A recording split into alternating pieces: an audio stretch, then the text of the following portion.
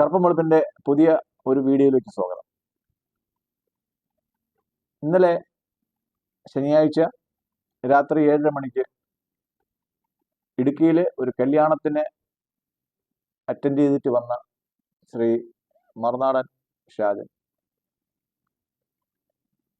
അദ്ദേഹത്തിന്റെ വാഹനത്തിന്റെ പുറകെ മറ്റൊരു വാഹനം കൊണ്ടിരിക്കുകയും അദ്ദേഹത്തെ ക്രൂരമായി മർദ്ദിക്കുകയും ചെയ്തു.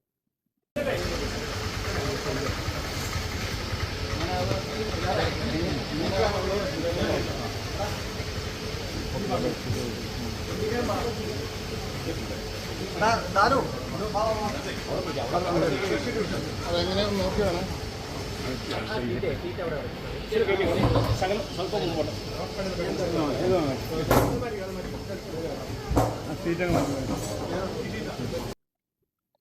ഇതിന്റെ കേസിന്റെ വിശദ വിവരങ്ങൾ പുറത്തു വരുന്നതുവരെ നമ്മളൊരു പ്രത്യേക നിഗമനത്തിൽ എത്താൻ സാധിക്കില്ല. ചിലപ്പോൾ ഇതൊരു വാഹന അപകടവും തുടർന്നുണ്ടായ ഒരു കയ്യേറ്റവും എന്നുള്ള രീതിക്ക് കേരള പോലീസ് എഴുതി തള്ളാൻ സാധ്യതയുണ്ട്. സ്വപ്ന സുരേഷിനെതിരായി സർക്കാരിനെ വീഴ്ത്താൻ ശ്രമിച്ചു എന്നുള്ള പേരിൽ 14 ഡിവൈഎസ്പിമാരുടെയും എസ്പിമാരുടെയും അന്വേഷണ സംഘത്തെ നിയമിച്ച സർക്കാരാണ്. അതുകൊണ്ട് അവർക്ക് ഇതിനകത്ത് എന്തും ചെയ്യാൻ സാധിക്കും. ഒരു മാധ്യമ പ്രവർത്തകനെ വാഹനാപകടത്തിൽപ്പെടുത്തി കൊല്ലാൻ ശ്രമിച്ചു എന്ന് പറയുമ്പോഴത്തേക്ക് ചിലരുടെയൊക്കെ പേരുകൾ നമുക്ക് മുമ്പിൽ വരുന്നുണ്ട്. സർക്കാരിന്റെ താല്പര്യങ്ങൾക്ക് എതിരായിട്ട് നിന്ന് അപകടത്തിൽപ്പെട്ട് മരിച്ച ഒരാൾ തിരുവനന്തപുരത്ത് തന്നെയുണ്ട്. അദ്ദേഹത്തിന്റെ മരണത്തിൽ വളരെ അനുഭവം പ്രകടിപ്പിച്ച ഒരാളായിരുന്നു ശ്രീ ഷാജൻ സ്കറിയ. ഇതിൽ രണ്ടിലും കോമൺ ആയിട്ടുള്ളത് ചില ക്വാറിയുമായിട്ടുള്ള ബന്ധപ്പെട്ട ചില കാര്യങ്ങളാണ്. എന്തായാലും ക്വാറി നടത്തുന്നവർക്കെല്ലാം മാധ്യമപ്രവർത്തകർ ശത്രുതാപക്ഷത്താണെന്നുള്ള കാര്യം നമുക്കെല്ലാവർക്കും അറിയാം.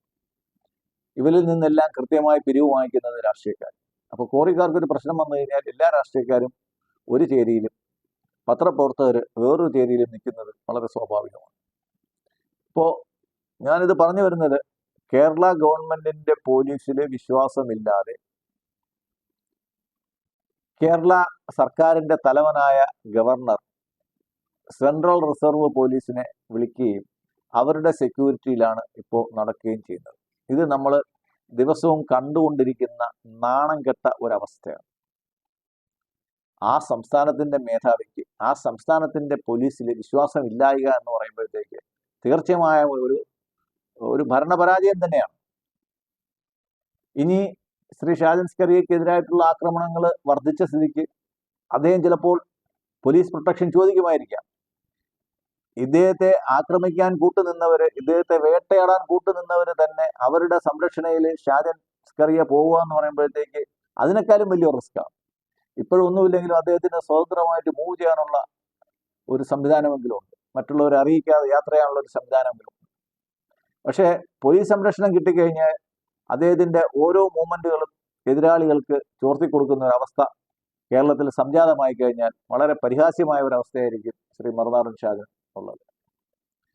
അപ്പോൾ അദ്ദേഹത്തിന്റെ മുമ്പ് ഉള്ള ഒരേ ഒരു വഴി കേരളത്തിന് പുറത്ത് ഇദ്ദേഹത്തിന്റെ സംവിധാനങ്ങൾ മാറ്റുക എന്നുള്ളത് മാത്രമേ ഉള്ളൂ.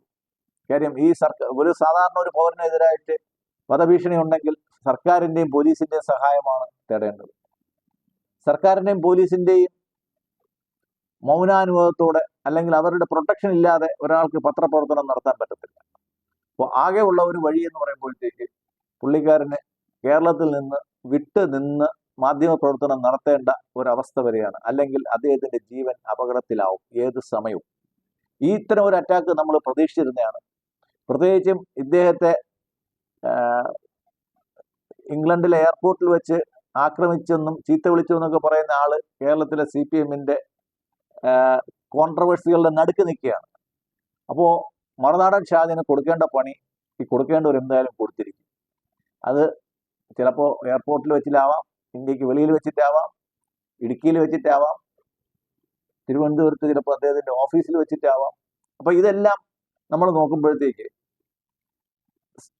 ശ്രീ ഷാജൻ സ്കറിയയുടെ സെക്യൂരിറ്റി വളരെ കൺഫ്യൂസിംഗ് ആണ്, വളരെ കോംപ്ലക്സ് ആണ്. ഒരു വ്യക്തി ഭരണകൂടത്തിനെതിരായിട്ട് നിൽക്കുമ്പോൾ പോലീസിന്റെ സപ്പോർട്ട് പ്രതീക്ഷിക്കുന്നത് മഠയത്തരമാണ്. അപ്പോൾ പിന്നെ അദ്ദേഹത്തിന്റെ പുറത്ത് എന്താണ് ഒരു അടുത്ത പോംവഴി എന്ന് വെച്ച് കഴിഞ്ഞാൽ സംസ്ഥാനം വിട്ടുപോവുക എന്നുള്ളത് മാത്രമാണ് ഏക പോംവഴി.